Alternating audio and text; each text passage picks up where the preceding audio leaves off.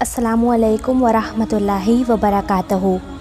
حضرت ابو ہریرہ رضی اللہ تعالیٰ عنہ فرماتے ہیں کہ میں نے رسول اللہ صلی اللہ علیہ وسلم کو یہ ارشاد فرماتے ہوئے سنا، قیامت کے دن سب سے پہلے جن کے خلاف فیصلہ کیا جائے گا ان میں ایک وہ شخص بھی ہوگا جو شہید کیا گیا ہوگا۔ یہ شخص اللہ تعالیٰ کے سامنے لایا جائے گا۔ اللہ تعالیٰ اسے اپنی نعمت کا اظہار فرمائیں گے جو اس پر کی گئی تھی، وہ اس کا اقرار کرے گا۔ پھر اللہ تعالیٰ فرمائیں گے تو نے اس نعمت سے کیا کام لیا؟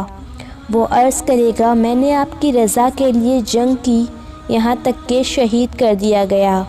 اللہ تعالیٰ ارشاد فرمائیں گے جھوٹ بولتا ہے، تو نے جہاد اس لیے کیا تھا کہ لوگ تجھے بہادر کہیں، چنانچہ کہا جا چکا۔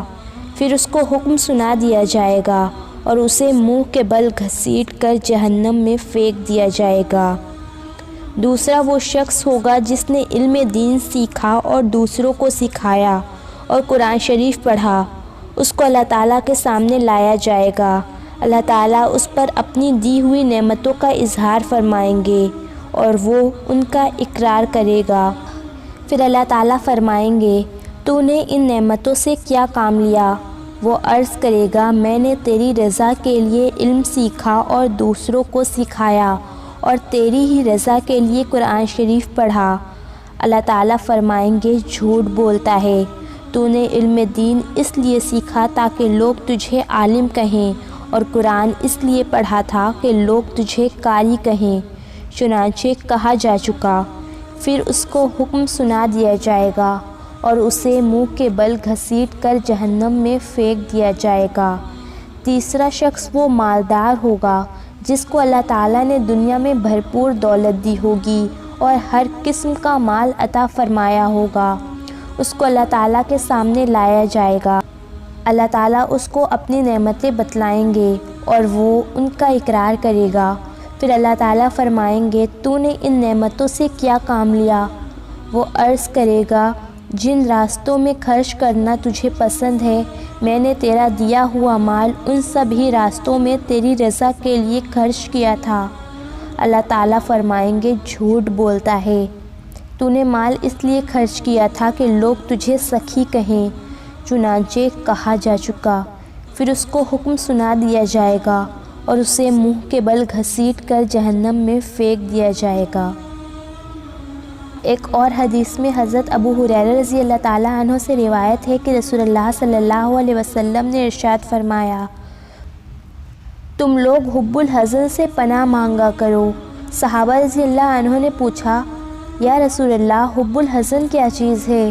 آپ صلی اللہ علیہ وسلم نے ارشاد فرمایا جہنم میں ایک وادی ہے اور خود جہنم روزانہ 100 مرتبہ اس سے پناہ مانگتی ہے۔ عرض کیا گیا یا رسول اللہ اس میں کون لوگ جائیں گے؟ آپ صلی اللہ علیہ وسلم نے ارشاد فرمایا وہ قرآن پڑھنے والے جو دکھلاوے کے لیے اعمال کرتے تھے۔ حضرت ابو موسیٰ اشعری رضی اللہ تعالیٰ عنہ فرماتے ہیں کہ ایک دن رسول اللہ صلی اللہ علیہ وسلم نے ہم سے بیان کیا جس میں یہ ارشاد فرمایا لوگوں اس شرک ریاکاری سے بچتے رہو کہ یہ چونٹی کے رینگنے کی آواز سے بھی زیادہ پوشیدہ ہوتا ہے۔ ایک شخص کے دل میں سوال پیدا ہوا، اس نے پوچھا یا رسول اللہ ہم اس سے کیسے بچیں جبکہ یہ چونٹی کے رینگنے سے بھی زیادہ پوشیدہ ہے؟ آپ صلی اللہ علیہ وسلم نے ارشاد فرمایا یہ پڑھا کرو اللہم انا نعوذ بک من ان نشرک شیئا نعلم ونستغفرک لما لا نعلم۔ ترجمہ اے اللہ ہم آپ سے پناہ مانگتے ہیں اس شرک سے جس کو ہم جانتے ہیں اور آپ سے معافی مانگتے ہیں اس شرک سے جس کو ہم نہیں جانتے۔ حضرت انس بن مالک رضی اللہ تعالیٰ عنہ روایت کرتے ہیں کہ رسول اللہ صلی اللہ علیہ وسلم نے ارشاد فرمایا قیامت کے دن مہر شدہ اعمال نامے لائے جائیں گے اور وہ اللہ تعالیٰ کے سامنے پیش کیے جائیں گے۔